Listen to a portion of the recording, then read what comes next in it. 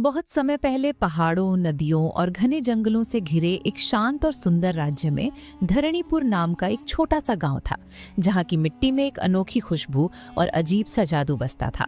उसी गांव में गौरी नाम की एक साधारण कुम्हारिन रहती थी, जिसके माता पिता मिट्टी के बर्तन और मूर्तियां बनाकर अपना जीवन यापन करते थे। बचपन से ही गौरी को मिट्टी से गहरा लगाव था। जब दूसरे बच्चे खेलते कूदते थे, तब वो अपने छोटे छोटे हाथों से मिट्टी को गूंथकर उसमें आकृतियां बनाती थी। लेकिन उसकी खासियत सिर्फ इतनी नहीं थी कि वो अच्छी मूर्तियां बनाती थी, बल्कि उसकी बनाई हर चीज में जैसे भाव होते थे।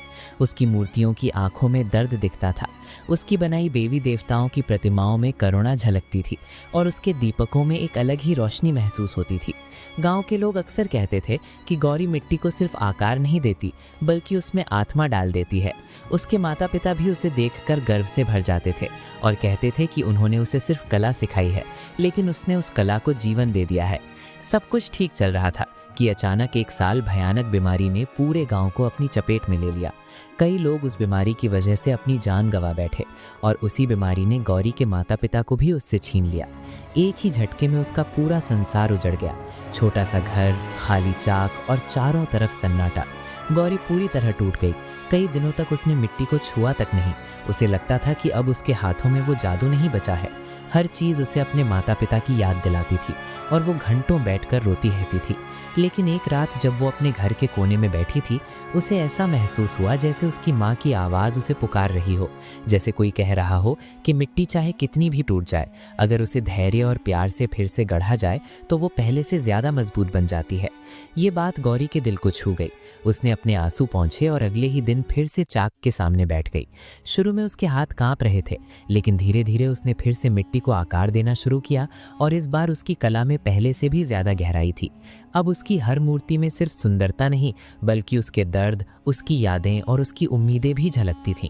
धीरे धीरे उसकी कला की चर्चा दूर दूर तक फैलने लगी और लोग उसके बनाए बर्तन, दीपक और मूर्तियां खरीदने आने लगे। इसी बीच राज्य में हर साल होने वाला भव्य शिल्प महोत्सव आने वाला था, जहां राज्य भर के कलाकार अपनी कला का प्रदर्शन करते थे और कहा जाता था कि जिसकी कला वहां पसंद आ जाए, उसकी किस्मत बदल जाती है। गौरी के मन में भी एक नई उम्मीद जगी और उसने फैसला किया कि वो इस बार मेले में ज़रूर जाएगी।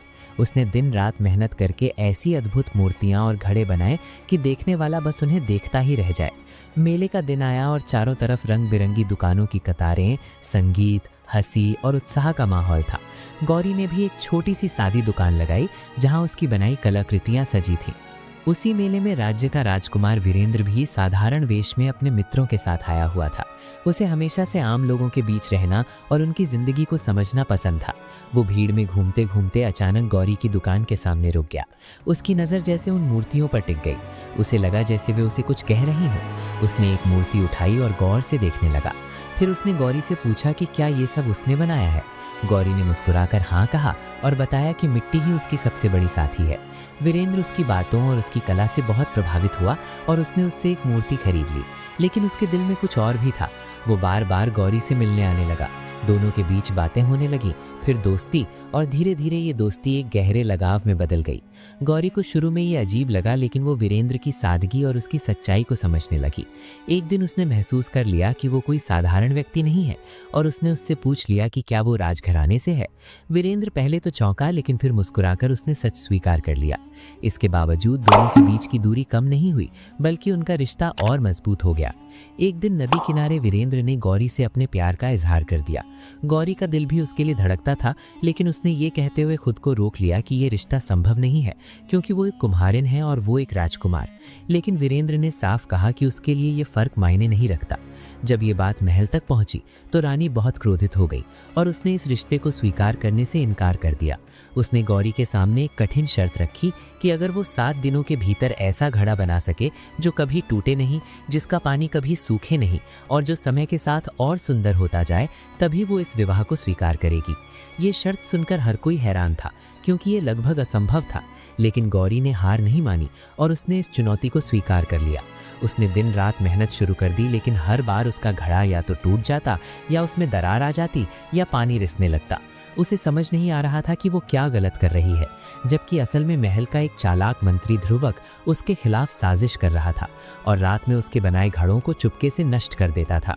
कई बार असफल होने के बाद भी गौरी ने हार नहीं मानी, लेकिन समय तेजी से बीत रहा था और सिर्फ एक दिन बचा था।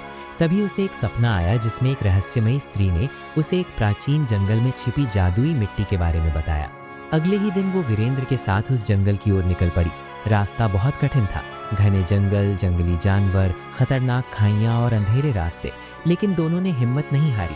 कई कठिनाइयों को पार करते हुए वे एक पुराने मंदिर तक पहुंचे। वहां एक चमकदार मिट्टी थी, लेकिन उसे पाने के लिए सच्चे दिल की परीक्षा देनी थी। गौरी ने पूरे विश्वास के साथ उस मिट्टी को छुआ और वो चमक उठी, जैसे उसने उसे स्वीकार कर लिया हो। गौरी उस मिट्टी को लेकर वापस आई और पूरी रात जागकर उसने एक घड़ा बनाया। जब वो तैयार हुआ तो वो पहले से अलग था। उसमें एक अद्भुत चमक थी।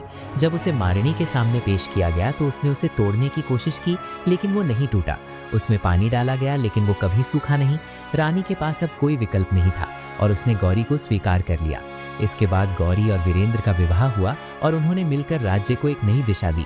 गौरी ने एक कला केंद्र स्थापित किया जहां हर वर्ग के लोगों को उनकी कला सिखाई जाने लगी, और वीरेंद्र ने ऐसे नियम बनाए जिनमें इंसान की पहचान उसके जन्म से नहीं बल्कि उसके कर्म और हुनर से होती है। समय के साथ उनका प्यार और मजबूत होता गया और उनका राज्य खुशहाली और समानता का प्रतीक बन गया। इस तरह एक साधारण कुम्हारिन और एक राजकुमार की ये कहानी पूरे राज्य में फैल गई और लोगों के लिए प्रेरणा बन गई कि सच्चा प्यार, मेहनत और विश्वास किसी भी असंभव को संभव बना सकते हैं। तो दोस्तों, आज की हमारी ये स्टोरी अगर पसंद आई हो तो वीडियो को लाइक करके चैनल को सब्सक्राइब जरूर करें।